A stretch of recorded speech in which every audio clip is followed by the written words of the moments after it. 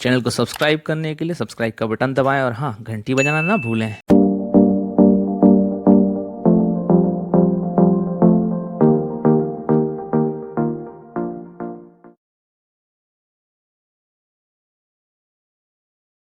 नमस्कार साथियों, स्वागत है आप सभी का हमारे चैनल बुंदेलखंडी अड्डा पर। और सीजन 2 रुक जाना नहीं सीरीज के साथ हम फिर आपके सामने हाजिर हुए हैं, लेकर एक और मेहमान को जिनका नाम है प्रिया सिंह। और ये पन्ना शहर की पुलिस विभाग में अपनी सेवाएं दे रही हैं।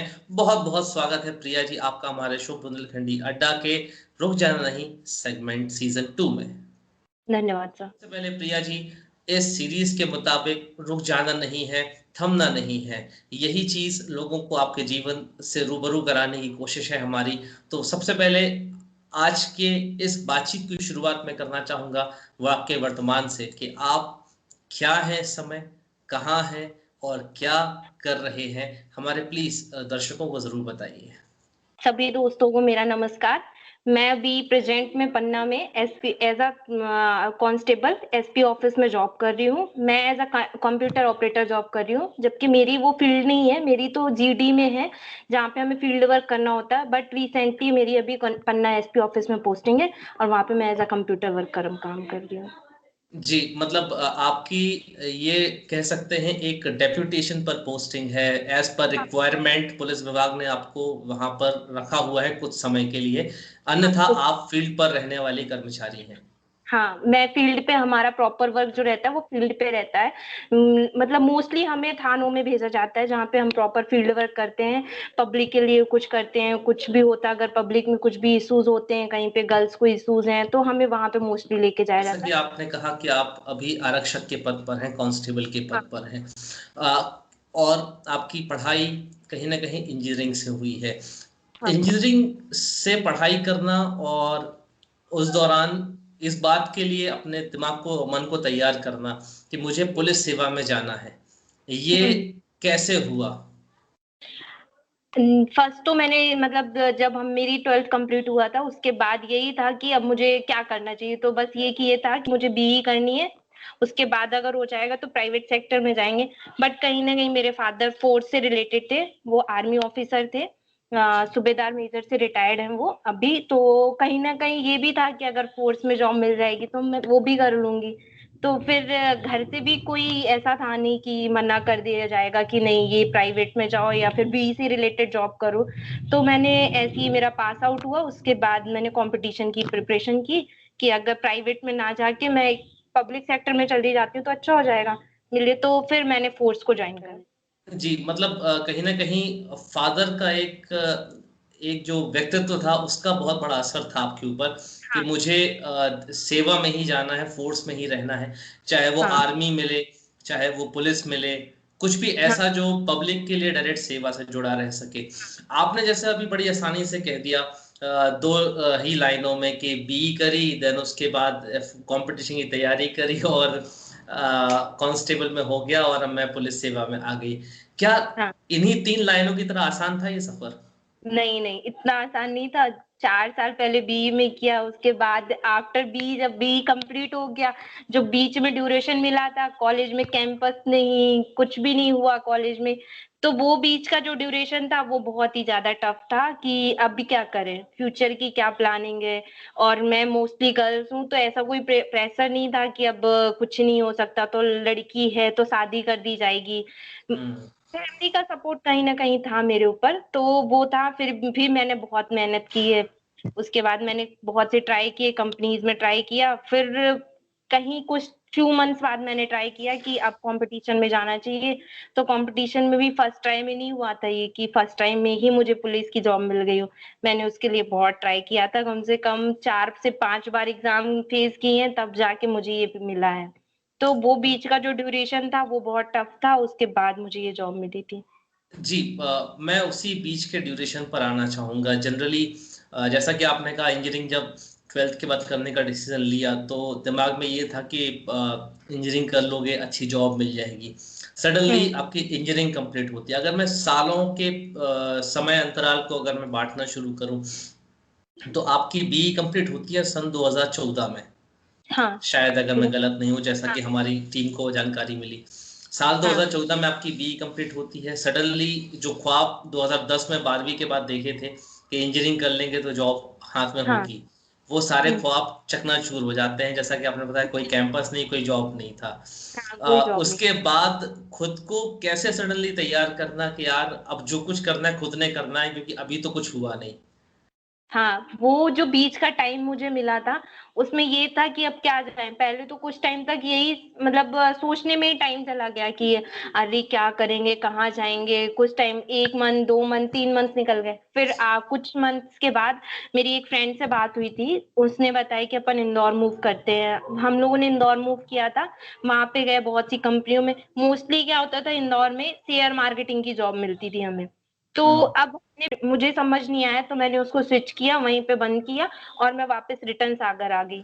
सागर में आके फिर मैंने 2-3 जगह पता वता किया। फिर सोचा कि अब तो कंपटीशन में जाते हैं। देन हम्म। उसके बाद मैंने बहुत स्ट्रगल किया, कंपटीशन की कोचिंग की। सागर में पता किया कहाँ पे कोचिंग्स होंगी। मॉर्निंग में कोचिंग जाना, फिर उसके लिए मतलब ये कि अब फोर्स में हो जाए या फिर बैंक में हो जाए, किसी एक में कंपटीशन में हो जाए। तो मैंने बहुत सी फिर उसके लिए कोचिंग की प्रिपरेशन की। फिर मैंने रात में पढ़ाई की है, और मॉर्निंग में सुबह इसके लिए फिजिकल की प्रिपरेशन करने जाती थी। तो वो जो टाइम था उसमें लगता था कि हाँ अब तो कुछ हो जाएगा। फर्स्ट टाइम जब एग्जाम नहीं निकला तो तब भी यही लगा कि अब तो कुछ नहीं होगा। मगर एक कहीं ना कहीं फैमिली का सपोर्ट था, तो ये लगता था कि हाँ ठीक है, अभी इस बार नहीं तो नेक्स्ट टाइम तो हो ही जाएगा। मगर इस बार नहीं हुआ तो फिर क्या होगा। मगर मैंने ट्राई करते करते करते मेरा हो गया मतलब फाइनल। अगर मैं बात करूं तो ये साल 2014 के बाद सडन आपके सपनों का सच से सामना हुआ। देन उसके बाद आप इंदौर हाँ जाते हैं, इंदौर से वापस हाँ। आते हैं। इस पूरी प्रोसेस में कुछ साल भर या 1.5 साल निकल गया होगा लगभग। डेढ़ 2000। 3 साल हो गए थे, 3 साल निकल गए मेरा। बस यही मतलब कंपटीशन के में, और कहते हैं इंदौर जाने। इंदौर हम लोग 2015 में गए थे, पूरा 1 साल हो गया। उसके बाद जी। 2016 में मैंने प्रिपरेशन की।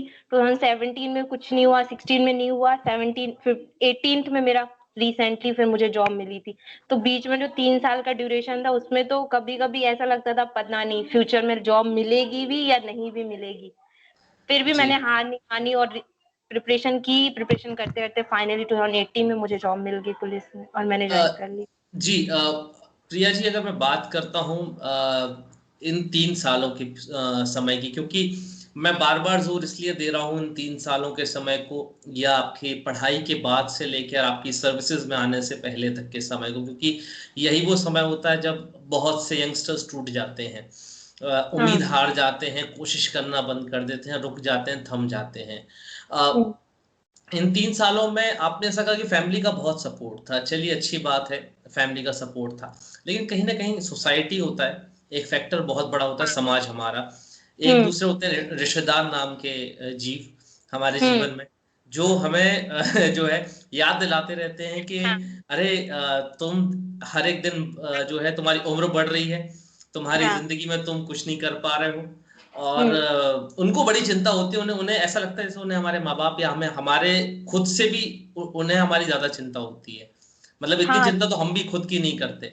तो इस हाँ। दौरान इस पूरी मानसिक लड़ाई से लड़ना है, क्योंकि उम्र भी बढ़ रही थी। हम्म। जैसा कि आपने कहा, क्योंकि 21 साल करीबन में हमारे यहाँ, हमारे देश में ग्रेजुएशन हो जाती है। हाँ। 3 साल बीत चुके थे, उम्र 24-25 की हो रही थी। ठीक है। हम्म। उस दौरान इस मानसिक लड़ाई से कैसे लड़े आप, और कैसे इस चीज को समझाया कि नहीं यार मैंने करना है कुछ ना कुछ। लोगों की सुननी नहीं चाहिए। लोगों का तो काम ही है कहना, वो तो कहेंगे और कह के चले जाएंगे। जो करना है तो हमें करना है ना। लोगों को इग्नोर करो, उनका सुनना ही नहीं है। मैंने 3 साल में कुछ भी नहीं किया, मैं केवल प्रिपरेशन करती थी। इनफैक्ट मेरे कजन्स की एंगेजमेंट हुई, शादी हुई, मुझे रिश्तेदारों से मतलब ही नहीं था। मैंने कुछ भी नहीं, मैंने सब मिस कर दिया कि एक बार जॉब मिल जाएगी और मैं अपने पैरों में खड़ी हो जाऊंगी ना, तो जो लोग आज बोल रहे हैं पीठ पीछे, कल वही हमारी तारीफ करेंगे। और ये होती हैं चीजें। मैंने 2018 में जब मुझे जॉब मिली, जिनकी जो मेरे कजन थे, जो मेरी मौसी बुआ, जो मेरे रिश्तेदार थे, वो सब पहले तारीफ नहीं करते थे, यही बोलते थे 4 साल भी तो कर ली, कुछ उखाड़ नहीं पाए, अभी क्या कर लेंगे 3 साल में। पेपर तो ऐसे ही निकल रहे हैं, निकल जाते हैं। अरे हर बार बहाने की पेपर निकलता है, इसमें रह गया, ये रह गया। उनकी नहीं सुननी, हमें उनसे मतलब नहीं है। हमें खुद देखना है, हमें खुद करना है कि हमें जॉब चाहिए कि नहीं चाहिए। उनकी सुनेंगे, जॉब मिल गई तो आज कौन क्या बोल रहा है, सब तारीफ ही कर रहे हैं ना। मगर उस टाइम सब क्या करते हैं, सब यही सोचते हैं कैसे ना कैसे इसका जो कॉन्फिडेंस लेवल है उसको कम करें। तो हमें उनकी नहीं सुननी, हमें अपने पे कॉन्फिडेंस देना, अपनी पढ़ाई करनी है और अपने आप को रुकने नहीं देना। जैसे कि थीम ही है रुक जाना नहीं, तो हमें रुकना नहीं है, आगे बढ़ते ही जाना है। लोगों का काम ही है, वो तो बोलेंगे और बोल के चले जाएंगे, इसलिए हमें जो करना है वो करते रहना है। मैंने 3 साल में बहुत स्ट्रगल किया था। 3 साल मेरा कम से कम हर बार पेपर निकलता था, कभी फिजिकल में रनिंग में बाहर हो जाना, कभी लॉन्ग जंप में बाहर हो जाना, कभी हाइट का इशू आना, मतलब कभी मेरिट से बाहर हो जाना। तो ये ऐसा नहीं है कि उसको लेके हम प्रिपरेशन ना करें और बंद कर जाएं। मैंने तो नहीं किया ना, मैंने किया ना स्ट्रगल, लोगों रिश्तेदारों की सुनी, अपने अड़ोस पड़ोस की सुनी, मगर फिर भी ठीक है बोलने दो, इस कान से सुनो उस कान से निकाल लो उनकी बातें। ऐसा था, तब जाके मुझे आज ये जॉब मिली और मैं यहाँ पे हूँ। अगर उनकी सुन ली होती तो कहीं ना कहीं ये होता। पेरेंट्स को भी बहुत बोलते थे, अरे लड़की बड़ी हो रही है शादी कर दो, कुछ नहीं होगा, जॉब ऐसी थोड़ी मिलती है आसानी से। तो पेरेंट्स को मैं बोलती थी, नहीं पापा 1 साल, नहीं मम्मी 1 साल 2 साल, और अभी जाके फिर जब निकल गया, अब कौन क्या बोलता है, अब लड़की बड़ी नहीं हो रही है, अब शादी की टेंशन नहीं है लोगों को, अब तो जॉब मिल गई ना बस। तो इसीलिए हमें अपनी करनी चाहिए। जी प्रिया जी, क्योंकि जैसा आप बार बार जिक्र करते हैं कि फैमिली काफी सपोर्टिव रही, फादर आपके फोर्स से थे, थोड़ा सा हाँ, आपकी परिवार की तरफ जाते हैं, आपके बीते हुए पिछले सालों की तरफ जाते हैं। आपकी फैमिली में कौन कौन है? आपके मेरे फैमिली पेरेंट्स में, हैं? हाँ पेरेंट्स हैं, मेरा छोटा भाई है और एक छोटी सिस्टर है। जी। सिस्टर भी अभी ग्रेजुएशन कर रही है और छोटा भाई मेरा यूपीएससी की कोचिंग कर रहा है। अभी रिसेंटली उसका 12th पास आउट हुआ है और अभी ग्रेजुएशन कंप्लीट नहीं है, तो यूपीएससी की कोचिंग कर रहा है। और बस वो भी छोटी है। जी, मैं प्रिया जी, जैसे कि कहते हैं ना कि अगर घर का बड़ा बच्चा या बच्ची हाँ, अच्छी निकल जाए तो उसके बाद की जो जनरेशन होती है उसका भविष्य हाँ, लगभग 70% तो यूं ही संवर जाता है, क्योंकि रास्ता दिखाने के लिए एक पहले ही रोल मॉडल सेट हो चुका है। अ, आपने ऑलरेडी बेंचमार्क सेट कर दिया है कि इंजीनियरिंग करी, असफलताएं आई, लेकिन उसका भी अब डरे नहीं, आपने एक हाँ, मुकाम बना लिया। पीछे से आपकी बहन है जिसने ग्रेजुएशन कंप्लीट कर ली है, वो आपको एक रोल मॉडल की तरह देख रही है। आपका भाई हाँ, ऑलरेडी 12th पास करके ही यूपीएससी की तरफ स्विच कर गया, जो कि शायद आप नहीं कर पाए थे, हाँ, क्योंकि आपको शायद हाँ, उस समय पता नहीं था कि क्या करना हाँ, है। हाँ, वही। अगर मैं घर की बड़ी नहीं होती, माँ अगर मैं छोटी होती तो शायद मेरा भाई होता उस टाइम, तो वो मेरी जगह भी जॉब कर रहा होता और मुझे वो प्रॉपर गाइडेंस मिल गया होता। क्योंकि हम 12th के बाद ऐसे होते, मेरी फैमिली मिडिल क्लास फैमिली है, कोई जी। ऐसी नहीं है। उस टाइम पे पापा को इतना नॉलेज नहीं था, उन्होंने सोचा बीई करने का बोल रही है, और मुझे भी इतना नॉलेज नहीं, क्योंकि हम 12th में इतने मेच्योर नहीं होते और हमें चीजों का पता नहीं होता है बिल्कुल। हमें क्या करना है। तो मैंने बीई कर लिया, ठीक है, बीई किया, उसके बाद नहीं हुआ कॉलेज में, तो मैंने ये जॉब कर ली। मगर अब मैं अपने भाई और बहन के लिए हूँ, गाइडेंस के लिए, कि नहीं जो मैंने गलतियां की वो तुम मत करो, तुम वो चीजें सुधारो। तो कहीं ना कहीं वो बेनिफिट उनको मिल रहा है। मुझसे बड़ा भाई होता या बहन होती तो शायद वो मुझे भी गाइडेंस मिलता और मैं इससे अच्छी, बट कुछ नहीं, मैंने कुछ ना कुछ किया और एक वो है कि हाँ ठीक है मुझे जॉब मिल गई है, तो मैं उनके लिए अब गाइड कर रही हूँ और उनके लिए ये है कि मैं उनको इससे अच्छा दे सकती हूँ। तो यही है कि हमें हार नहीं माननी चाहिए जल्दी, अपना प्रिया, करना है। प्रिया जी, कहीं ना कहीं एक परसेप्शन था सोसाइटी का, समाज का, पुलिस सेवा को लेकर लोगों के मन में कि ये शायद लड़कियों के लिए उतनी सुटेबल सर्विस नहीं है। जॉब शब्द मैं कहूँ तो शायद गलत होगा, क्योंकि जॉब तो लोग सैलरी के लिए करते हैं, लेकिन पुलिस एक सेवा है ना? तो हाँ, मैं सर्विसेज शब्द सही समझूंगा शायद उपयोग करना इसके लिए। तो पुलिस हाँ, सर्विसेज लोग कहते हैं लड़कियों के लिए उतना सुटेबल नहीं होता है, लेकिन पिछले कुछ सालों में इस बात को गलत साबित किया आप जैसे कई लड़कियों ने सेवा में जाके। हाँ। तो क्योंकि अब आप उस सिस्टम का हिस्सा हैं, उस सेवा को आप कर रहे हैं पिछले 3 साढ़े 3 साल से लगभग, क्या है सच इस चीज का? क्योंकि मैं चाहूंगा नहीं, दर्शक जाने इस बारे में ताकि अगर और लड़कियां भी आपसे मोटिवेट होकर पुलिस सेवा को अगर ज्वाइन करना चाहते हैं तो जरूर करें। तो प्लीज नहीं, बताइए कैसा है। नहीं ऐसा कुछ नहीं है। देखिए खाम, अगर किसी जॉब में अच्छी, मतलब मैं ये नहीं बोल रही हूँ कि मैं अब इस डिपार्टमेंट में तो इसकी तारीफ कर रही हूँ। हर डिपार्टमेंट में कुछ ना कुछ खूबियां होती हैं और कुछ ना कुछ कमियां जरूर होती हैं। अगर मैं जॉब में आई हूँ, अब यहीं पे कंपैरिजन करते हैं, अगर मैं इस जॉब में आई हूँ तो एक लड़का है और एक लड़की है। दोनों की जो सेम सेम पोस्ट है, सेम सैलरी है, जब हमें सैलरी में कंपेयर नहीं किया जाता तो फिर जॉब में क्यों कंपेयर करना है? क्योंकि सैलरी उसको भी सेम मिल रही है, मुझे भी सेम मिल रही है। तो ये कहना गलत है कि कहते नहीं मैं मेरी जॉब अच्छी है और उसके लिए सही है। डिपार्टमेंट है तो डिपार्टमेंट में ड्यूटियां तो इक्वल ही लगेंगी ना। ऐसा तो नहीं है कि यहाँ पे मेरी ड्यूटी सही लगा दी। और देखिए लोगों का काम है कहना, जब हम उस डिपार्टमेंट में जाते हैं तब हमें पता चलता है कि उस डिपार्टमेंट में क्या क्या खूबियां हैं, क्या कमियां हैं। ऐसे तो फिर किसी के यहाँ पे कोई प्रॉब्लम होती है तो लोग बाग पुलिस को ही याद करते हैं ना। ऐसा तो नहीं है कि किसी और के पास जाते हैं। और फिर किसी गर्ल्स के साथ कोई प्रॉब्लम होती है तो फिर गर्ल्स के लिए जाएंगे। अगर फिर वहां पे हम गर्ल्स की पोस्टिंग ही नहीं करेंगे तो फिर कोई बॉयज थोड़ी जाएगा उसकी प्रॉब्लम सुनने के लिए। तो कितने सारे ऐसे अभी यहाँ पे रिसेंटली बहुत से अभियान भी चलाए जा रहे हैं पुलिस डिपार्टमेंट में, ओनली फॉर गर्ल्स। सम्मान और अभियान चलाया जा रहा है, एक नारी शक्ति अभियान चलाया जा रहा है जिसमें गर्ल्स के लिए पूरा सपोर्ट है और उसमें गर्ल्स सपोर्ट भी कर रही हैं ताकि हम गर्ल्स के लिए वो हो कि हाँ ठीक है ये जॉब अब अच्छी है, हम प्रिपरेशन कर रहे हैं उसके लिए। तो ऐसा कुछ नहीं है, लोगों का तो काम है कहना। मगर मैं उस जॉब में हूँ, मुझे पता है ना कि डिपार्टमेंट में क्या है। और फिर कमियां और खूबियां तो हर डिपार्टमेंट में होती, तो किसी को इस अकॉर्डिंग जज नहीं करना चाहिए हमें कि नहीं जी लड़कियों से सुटेबल नहीं है ये। जी प्रिया जी, जब आप वर्दी पहनते हैं, हम्म। यूनिफॉर्म की एक बात ही अलग होती है, चाहे वो किसी भी जगह हाँ। की यूनिफॉर्म हो। यूनिफॉर्म का हाँ। रुतबा ही अलग होता है, और फिर पुलिस की यूनिफॉर्म हो तो क्या कहने। जब आप यूनिफॉर्म पहनते हैं और अपनी कैप लगाकर, जो भी आप लोग उसको नाम देते हो, हमारी आम भाषा में हम लोग कैप ही बोल सकते हैं, और यहाँ पर पुलिस मोनो। सेवा का जो मोनो। मोनो होता है, उसको आप जब ठीक करके निकलते हैं अपने हाथ में डंडा लेकर, उस समय हाँ। जो एक फीलिंग होती है, और उस प्रिया सिंह के पर्सनालिटी की फीलिंग जो सिविल ड्रेस में कभी हुआ करती थी जब वो पुलिस सेवा में नहीं थी, दोनों में कितना अंतर आता है।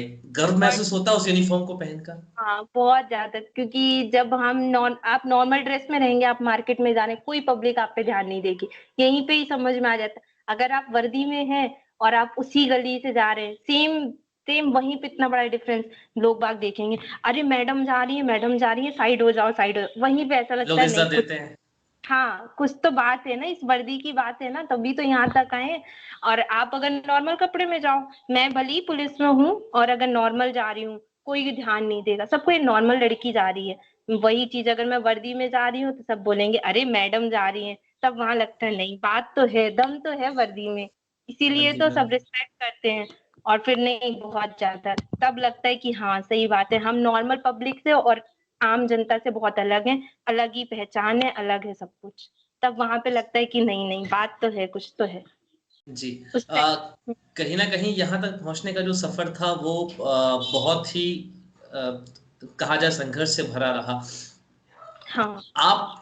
मैं अगर एक सामान्यता बात करूं, ठीक है, आप जब अपब्रिंगिंग एज में होते हैं तो एक लड़की होने के नाते आप सोचते हैं कि हाँ हमने कुछ एग्जाम्स दे लेने हैं, हमने एक नौकरी पा लेनी है, एक सैलरी आएगी, 10 से 5 की जॉब होगी, ठीक है। हम्म। लेकिन किस्मत से जब आप एक दिन एक ऐसी सेवा में पहुंच जाते हैं जहां पर ना दिन देखा जाता है ना रात, हम्म। ना मौसम देखे जाते हैं ना हालात, हाँ। बिगड़े हालातों में जहां और लोग हम जैसे सिविलियंस जो कि नॉन पुलिस डिपार्टमेंट से हैं, हम जैसे सिविलियन जिन हालातों में घर के अंदर दुबक कर रहना ठीक समझते हैं, उन हालातों में आप लोगों को घर से निकलना जरूरी होता है ताकि हम जैसे लोग अपने घरों में सुरक्षित रह हाँ। सकें।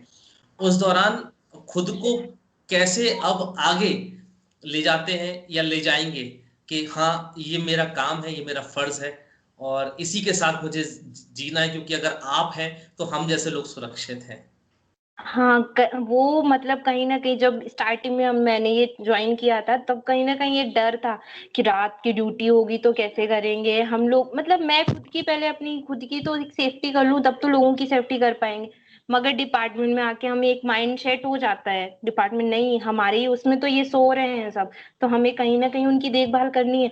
तो प्रॉपर माइंड सेट करना ही पड़ता है कि हाँ हम जागेंगे तब तो ये सोएंगे। अभी रिसेंटली में ही कोरोना कोरोना में सब किसी की ड्यूटी नहीं लगती थी, सब घर में रहते थे। मगर एक हम ही हैं जो जागते थे और रोडों पे खड़े रहते थे, क्योंकि हमें भी तो डर था कि हमें भी कोरोना हो जाएगा।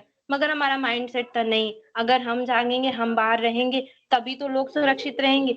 तो जॉब में आके हमें ये माइंड सेट हो गया और हमें इतना प्रिपेयर कर दिया जाता है इस डिपार्टमेंट में आके कि हम अपने लिए भूल जाते हैं और लोगों के लिए लोगों के लिए जीना सोचने लगते हैं कि नहीं, अगर वो खुश है तो हम खुश हैं, वो खुश नहीं तो हम खुश नहीं है। जी ये बिल्कुल। डिपार्टमेंट में सिखा दिया जाता है, जी प्रिपेयर हो जाता है बिल्कुल। पूरा माइंडसेट। हाँ जी। कहीं ना कहीं जैसा आपने माइंडसेट की बात की, अब सवाल वहीं आके दोबारा खड़ा हो जाता है। थोड़ा सा मैं निजी सवाल पूछना चाहूंगा आपसे। हाँ जैसा कि आपने कहा था रिश्तेदार मेहनत कर रहे थे जॉब लगने से पहले या सर्विसेज में आने से पहले कि शादी कर दो लड़की की, लड़की बड़ी हो रही है। अब वो लोग हाँ शायद अब चिंता नहीं कर रहे हैं, लेकिन अब आपको या आपके माँ बाप को तो चिंता होने लगी होगी, या दिमाग में आता होगा कभी ख्याल कि अब शादी करनी है। कभी हाँ ना कभी तो करना ही है। हाँ। अभी कोई वर्दी में आपको देखकर डर के भाग जाते हैं लोग? नहीं, हाँ, डरने की बात है। ऐसा जैसे रिसेंट अगर हम लोग कहीं जॉब में जा मतलब किसी को पकड़ने जा रहे हैं तो ऑब्वियसली सी बात है लोग बाग देख के डर के भाग ही जाएंगे। मगर एक ना एक कहीं ना कहीं कॉन्फिडेंस रहता है ना। अगर वो नहीं डरेंगे तो हमें तो डराना पड़ेगा ना वर्दी का। क्योंकि जी मान लीजिए हम कहीं गए किसी थाने में और हमारी वो कर दी गई, ड्यूटी लगा दी गई और हम उसको पकड़ने के लिए, अगर वो डर ही नहीं है, खौफ ही नहीं है, तो फिर किस काम की वर्दी। तो वर्दी जी का डर और खौफ तो हमें बना के रखना है ना। जी बाकी ऐसा कुछ नहीं है। वर्दी वाले भी बहुत अच्छे होते हैं। जी। डरने की भी बात नहीं है, मगर अगर तुमने गलत काम किया है फिर तो डर अलग ही बना रहता है। तो समझ में आ जाता है कि डर है उसके फेस में, उसको समझ में आ रहा है कि हाँ उसने कुछ गलत किया इसीलिए डर रहा है। तो जब जीवन साथी की का प्रश्न आएगा, तो अगर वर्दी और जीवन साथी में से किसी एक को चुनना पड़ा तो आप किसे चुनेंगी? ऑब्वियसली सी बात है, इतना स्ट्रगल किया है तो वर्दी को ही चुनूंगी। जीवन साथी तो मिल जाएंगे। मेन देखिए सर ये है कि अगर देखिए अगर उसको वर्दी से प्यार है ना तो मुझे भी रिस्पेक्ट, उसको अगर वर्दी की रिस्पेक्ट है ना तो उसको ये चीज नहीं देखनी चाहिए कि लड़की वर्दी में है। उसको ये देखना चाहिए कि वो कितनी अच्छी जॉब कर रही है, दूसरों के लिए कर रही है। जब वो अपने लिए नहीं कर रही, दूसरों के लिए कर रही है, तो वो फिर मेरे लिए वर्दी क्यों छोड़ेगी। तो यही ये कहीं ना कहीं पॉइंट है कि मैं अगर उसको शादी करनी है तो जैसी मैं हूँ वैसे करे, वरना नहीं। क्योंकि मैं रिजेक्ट कर दूंगी ना, ऑब्वियसली से मैंने इतनी स्ट्रगल करके वर्दी मिली है तो मैं उसके लिए वर्दी तो नहीं छोड़ूंगी ना। तो या तो वो जैसी मैं हूँ वैसे एक्सेप्ट करे, नहीं तो फिर मैं नहीं छोड़ सकती वर्दी। मेरे लिए पहली प्रायोरिटी वर्दी रहेगी, बाद में वो। चलिए, बहुत अच्छे विचार हैं आपके, बहुत ही खूबसूरत। आपने अपनी वर्दी से अपने लगाव को यहाँ पर एक संदेश के रूप में उन लोगों को दिया है जो लोग कभी ना कभी दूसरी चीजों को अपने काम अपनी सेवा के आड़े आने पर शायद प्रश्नवाचक चिन्ह के रूप में देखने लगते हैं किसे चुने। सबसे पहले अपने काम को चुनिए, अपनी सेवाएं को चुनिए, अपनी वर्दी को इज्जत दीजिए। प्रिया जी, जाते जाते आपसे एक छोटा सा सवाल भी और आपके द्वारा एक संदेश भी मैं उन लड़कियों तक पहुंचाना चाहूंगा जो कहीं ना कहीं पुलिस सेवा में आना चाहती हैं, लेकिन शायद किन्हीं डाउट्स की वजह से या किन्हीं प्रश्नों की वजह से आज भी अपने आप को रोक लेती हैं या रुक जाती हैं। अगर किसी लड़की को पुलिस सेवा में आना हो या हम्म। इसकी तैयारी करनी हो, अलग अलग कैडर्स होते हैं, अलग अलग पोस्ट होती हैं, सबसे ज्यादा जरूरी चीज क्या चाहिए उसके अंदर कि वो पुलिस सेवा के लायक खुद को बना सके? मेंटली प्रिपरेशन, मेंटली और फिजिकली दोनों तरफ से स्ट्रांग होना चाहिए। हमें लोगों की बातें नहीं सुननी, हमें उनको करके दिखाना है। तो मेंटली तो तुम प्रिपेयर रहो ही, लोगों का काम ही है बोलना। और फिजिकली भी स्ट्रांग रहना चाहिए, क्योंकि फिजिकल तो मेनली फोर्स में देखा ही जाता है। और मेंटली ऐसा कि लोग बोलें कुछ भी मगर करो तुम अपने मन की। तो कभी भी रुकना नहीं है, ट्राई करते जाओ। और उसके बाद तुम खुद ही अपने आप ही देख लोगे कि कितने दिनों बाद तुम्हें वो मतलब जो तुमने ट्राई की, कोशिश की, उसका तुम्हें कहीं ना कहीं बेनिफिट मिलेगा। तो मेंटली और फिजिकली दोनों ही स्ट्रांग करना है। अगर हमें फोर्स में जाना है तो मेंटली और फिजिकली दोनों ही स्ट्रांग करने पड़ेंगे, दोनों चलिए चीजें बहुत होनी। चलिए बहुत बहुत धन्यवाद प्रिया जी, अपना बहुमूल्य समय हमें देने के लिए और अपने सुंदर विचार हमारे साथ बांटने के लिए। जीवन आपका ऐसे ही चलता रहे, आप कभी फालतू लोगों की बातों पर ध्यान ना दें, अपने लक्ष्य की तरफ ध्यान केंद्रित करके अपने नए नए मंजिलों को पाते रहें, नए नए आयाम तय करती रहें, नए नए लक्ष्य निर्धारित करती रहें और सदा जीवन में इसी तरह निरंतर अपनी मुस्कान के साथ आगे बढ़ती रहें। यही मेरी शुभकामनाएं हैं, यही हमारी शुभेच्छा। बहुत बहुत नमस्कार हमारे साथ जुड़ने के लिए। Thank you so much sir, thank you.